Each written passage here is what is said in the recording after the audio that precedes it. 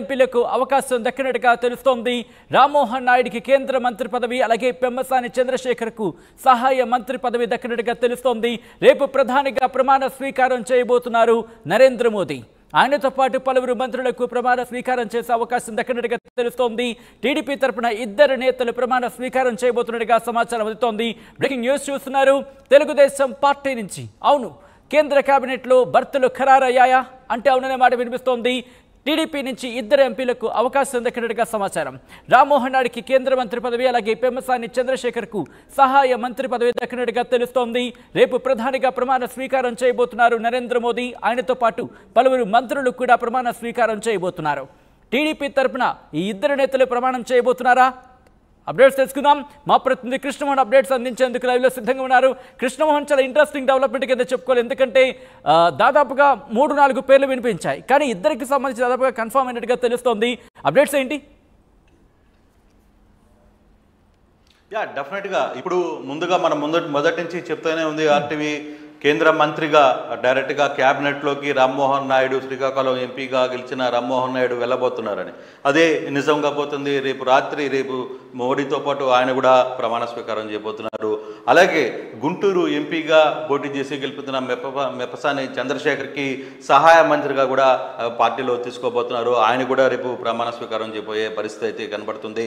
So TDP నుంచి ఇద్దరు, ఒక క్యాబినెట్, ఒక సహాయ మంత్రికి కన్ఫర్మ్ అయింది. మిగతా జనసేన నుంచి ఎవరు కన్ఫర్మ్ అవుతారు అనేది మరి కాసేపట్లో తెలిసే పరిస్థితి కూడా మనకు అర్థమవుతుంది.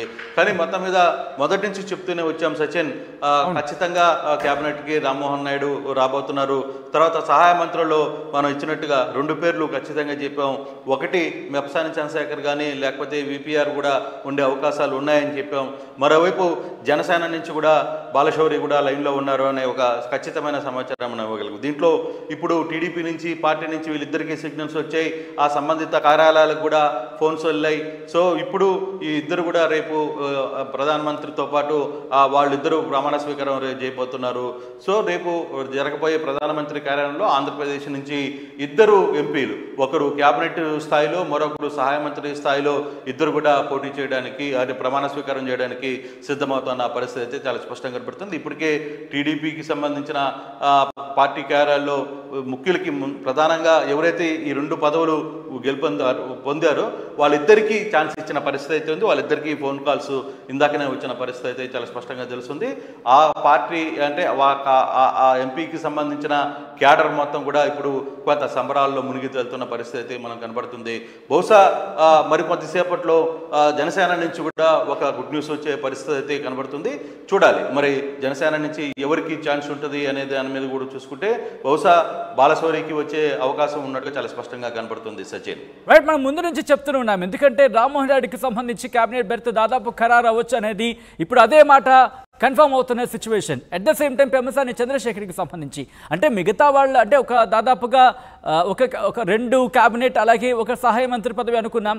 సో అటువంటి సినారియో దాదాపుగా మనకి కనిపించిన పరిస్థితి. కానీ ఇద్దరికి ఒక క్యాబినెట్, ఒక సహాయ మంత్రి పదవి అంటే మిగతా వాళ్ళకి సంబంధించి కూడా ఇంకా ఆప్షన్స్ ఉన్నాయా, లేకపోతే క్యాబినెట్ ఎక్స్పాన్షన్లో ఛాన్స్ దక్కే అవకాశం ఉందా?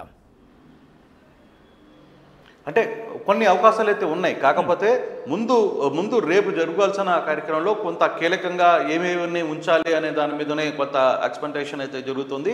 రేపు వ్యవహారాల్లో అంటే ముందుగా ఎవరికైతే మంత్రి పదవులు దొరుకుతున్నాయో అవి పిఎంఓ నుంచి కూడా కొన్ని కార్యాలయాల నుంచి వాళ్ళకి సంబంధిత అధికారులకి ఫోన్ల ద్వారా వస్తుంది.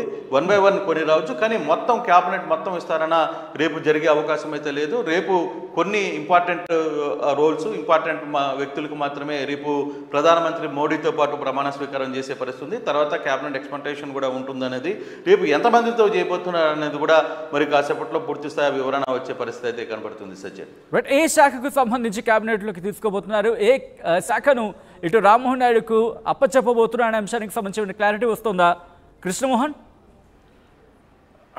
లేదు సచిన్, బేసిక్గా ఎప్పుడు కూడా పలాని మంత్రులుగా ప్రమాణ స్వీకారం జరిగిన తర్వాతనే శాఖల కేటాయింపు జరుగుతుంది.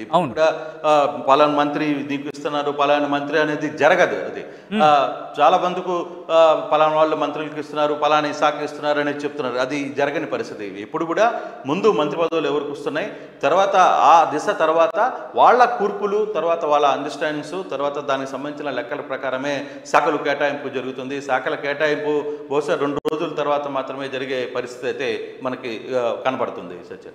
Right Krishnamohan, thanks for the update. మొత్తంగా అయితే మాత్రం కేంద్ర కేబినెట్లో భర్తలు ఖరారైపోయాయి.